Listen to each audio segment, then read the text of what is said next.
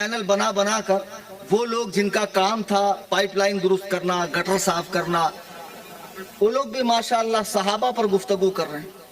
और पीर साहब खाली दक्कन में नहीं है, बंबई में आओ तो माशाअल्लाह एक साहब थे, और हकीकत में आपने उनका मेरा डिबेट देखा भी होगा। पंचर की दुकान थी उनकी, चल नहीं रही थी, तो दोस्त से पूछे यार क्या करूं, दुकान भी चल नहीं रही है और घर का बड़ा मसला है, और अम्मा रोज परेशान करती है, बीवी भी परेशान करती हूँ।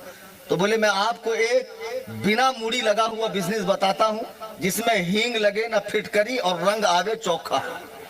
थोड़ा सा गेटअप चेंज करना है आपको, दाढ़ी बढ़ा लेनी है, झिपरियां छोड़ देना है, हाँ 10-20 माला की तस्बीह पहन लो, 10 उंगली में 20 अंगूठी पहन लो, ऑल फोल बकवास करो, जन्नत की टिकटें बांटो।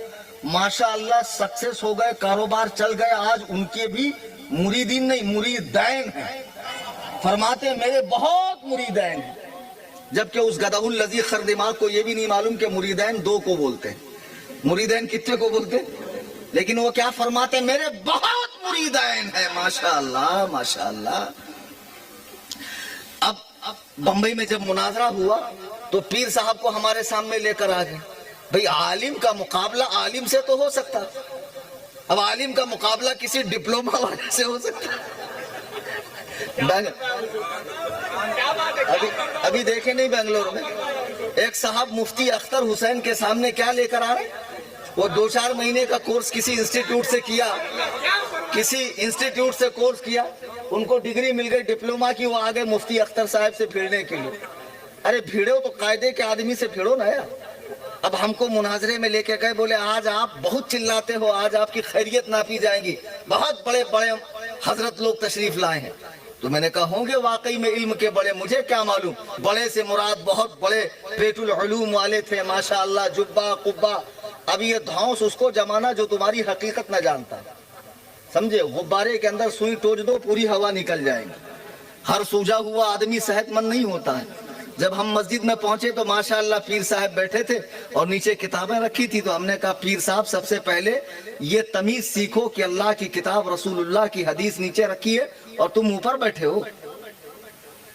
तो पीर साहब को जब हमने कुर्सी से उतारा तब मुरीदीन को जरा बुरा लगा, और बाद में जब हमने गुफ्तगू सुनी, हमने देखा तो पहले माशाअल्लाह खूब ताम झाब हल्के मुरीदा चोंच लाल पीर साहब की पान खाकर, और मुरीदीन बिल्कुल अकीदत में हाथ बांधे, जी हुजूर माशाअल्लाह माशाअल्लाह। अबे ऐसे अंधभक्त मत बनो, ऐसे अंध मत बनो।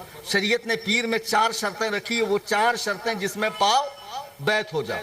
बैत होना फर्ज वाजिब नहीं है, मुस्तहब है। क्या है? मुस्तहब है। अगर कोई पीर ना मिले तो कुरान और हदीस सबसे बड़े पीर है।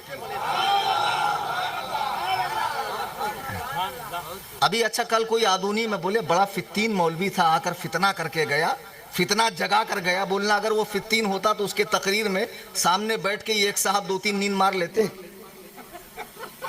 फित्तीन आदमी की तकरीर में कोई सोता है? बताओ कितनी पुरसुकून तकरीर हो रही कि 2-3 नींद मार ली हजरत ने। कहो सुभान अल्लाह। अरे भाई गौर से सुनो मैं क्या कह रहा हूं, ऐसे मत करो, नहीं तो मैंने कहा कुछ आप सुनोगे कुछ, फिर हो जाएगा कुछ। एक हजरत गए तकरीर करने के लिए, तकरीर के बाद हुजरे में बैठे थे तो एक बुढ़िया आई लाठी टेकते टेकते, बोली मौली साहब हमारे पोता की तबीयत बहुत ख़राब है बिहार के अंदर, तो कुछ दुआ कर दो। तो उन्होंने कहा अम्मा मैं तो दुआ करूंगा, लेकिन आप माँ है, आपकी दुआ अल्लाह ताला जल्दी कबूल करेगा, आप ही दुआ करो। तो अम्मा बोली हमको दुआ नहीं आती है। तो बोले अल्लाह से कहो कि अल्लाह मेरे बेटे को शिफा दे दे। अब अम्मा गई रात भर ऐसे दामन पसार के, पल्लो पसार के, अल्लाह मेरे बेटे को शफा दे, मेरे बेटे को शफा दे। सुबह सुबह पोता मर गया।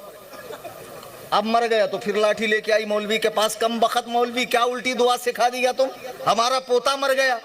तो मौलवी ने कहा अम्मा तुमने क्या दुआ की? तो बोले मैंने दुआ की अल्लाह मेरे बेटे को शफा दे, मेरे पोते को शफा दे। मौलवी ने कहा अम्मा शफा के माने होता किनारा, और कब्रिस्तान जो होता है वो गांव के किनारे ही होता है। आप रात भर कह रही थी अल्लाह मेरे पोते को किनारे लगा दे, किनारे लगा दे, अल्लाह ने लगा दिया किनारे।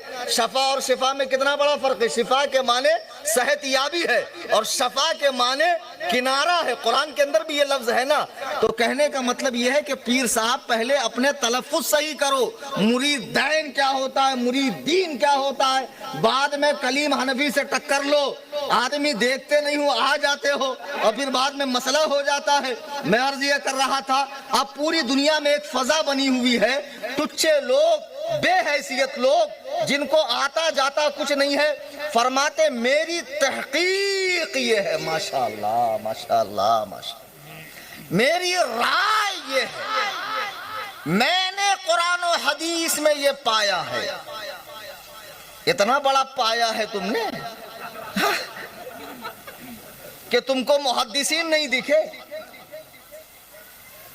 واقعی میں آج پوری دنیا میں اہل سنت و جماعت، بریلوی مسلک میں بھی، دیوبندیوں میں بھی، اہل الحدیث میں بھی تفضیلیوں کا ایک مزاج بن رہا ہے۔ کہیں حضرت ابو بکر پہ حضرت علی کو فضیلت دیں گے، حضرت ابو بکر پر تو دیں گے، تمام انبیاء پر فضیلت دے رہے ہیں۔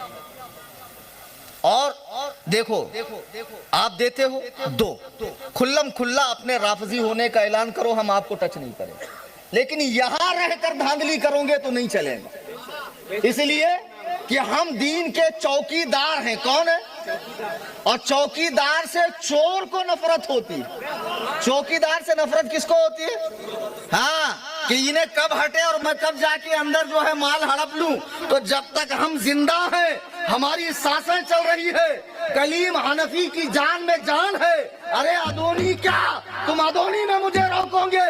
دنیا کے 11 ممالک کا میں نے دورہ کیا ہے، دنیا کے خطے خطے میں جا کر کہوں گا اہل سنت کا ہے بیڑا پار اصحاب حضور، نجم ہے اور ناؤ عطرت رسول اللہ کی۔